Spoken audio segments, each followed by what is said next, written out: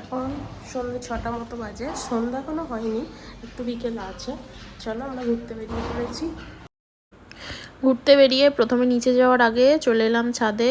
মোটামুটি অবেলা মতো হয়ে গেছে, সুন্দর হাওয়া দিচ্ছে।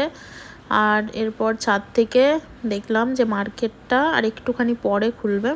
মার্কেট সকালে খোলা ছিল, কিন্তু এখন খুব একটা দোকানপাট খোলা দেখতে পাচ্ছি না। হয়তো আরেকটু পরে আলো জ্বলবে যখন খোলা হবে। তো আমরা তারপর একটুখানি বসেই ছিলাম ছাদে। তারপর অন্ধকার হতে এখানে দেখছি যে বেশ লোকজন চলাচল করছে। তারপরে মার্কেটও সব খুলে গেছে, চারিদিক আলো জ্বলছে। আর এবারে তো ওল্ড দীঘা যাওয়ার কোনো প্ল্যান নেই। কালকে গিয়েছিলাম জগন্নাথ মন্দির, তো আজকে আমাদেরই হোটেল থেকে বেরিয়ে সামনের দোকান থেকে একটুখানি চা খেয়ে, রুমে কফি খেয়েছিলাম সেটা 5টার সময় করে, এখন একটুখানি আর একবার চা খেয়ে তারপর আমরা বেরিয়ে পড়লাম একটুখানি সি বিচের এখানটা। মার্কেটটাও ঘুরবো, সাথে সি বিচের এখানে বসবো, খাওয়া দাওয়া করবো। চলো দেখতে থাকো।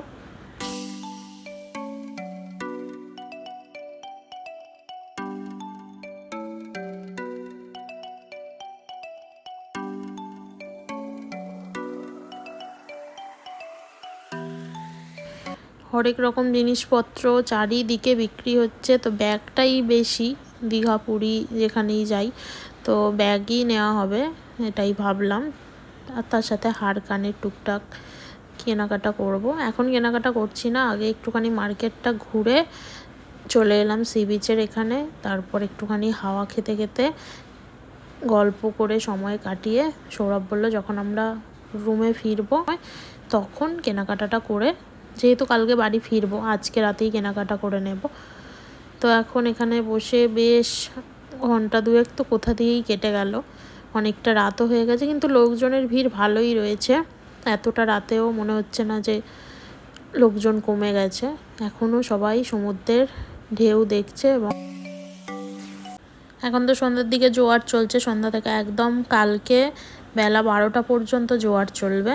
তারপরে আস্তে আস্তে মানুষজন স্নান করতে পারবে। আগের বারে যখন জুলাই মাসে এসেছিলাম তখন সন্ধ্যাবেলাতে আমরা নামছিলাম, কারণ সন্ধ্যাবেলাতে ভাটা চলছিল।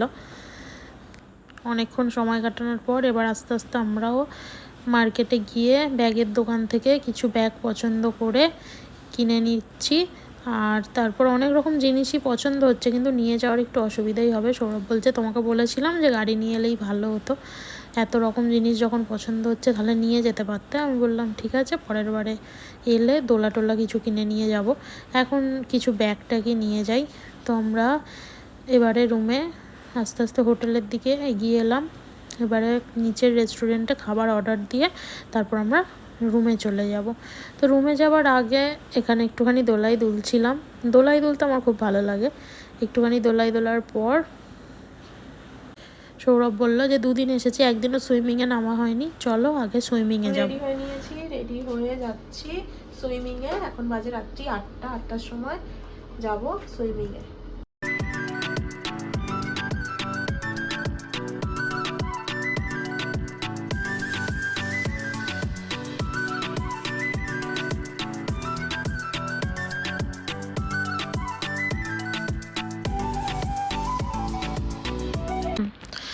আমরা সুইমিংয়ে নেবে 2-3টে ছবি তোলার পর ফোনটা যিনি ছিলেন তার কাছে রেখে দিয়েছিলাম। তারপর আর কোনো ভিডিও করা হয়নি, কারণ পুরো জলে ভিজে গিয়েছিলাম, তো সেই জন্য আর ফোনটাও নিইনি। পরে আমরা ফ্রেশ হয়ে তারপর নিতে এসেছিলাম।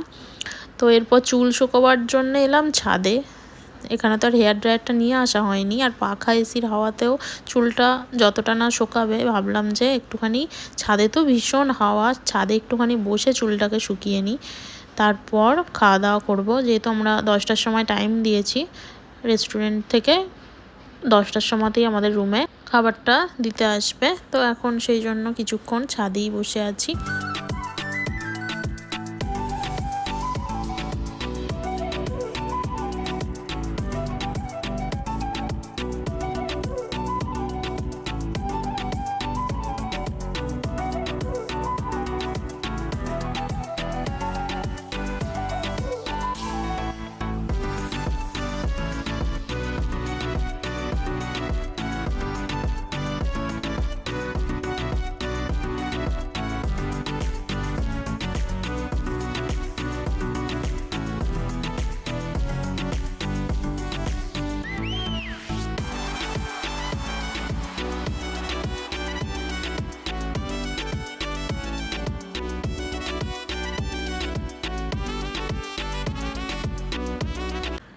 রাতের খাবার এসে গেছে আর আমরা খাওয়া দাওয়া করে নিই, তারপর তোমাদের সাথে দেখা হবে কালকে একটা নতুন ব্লগে।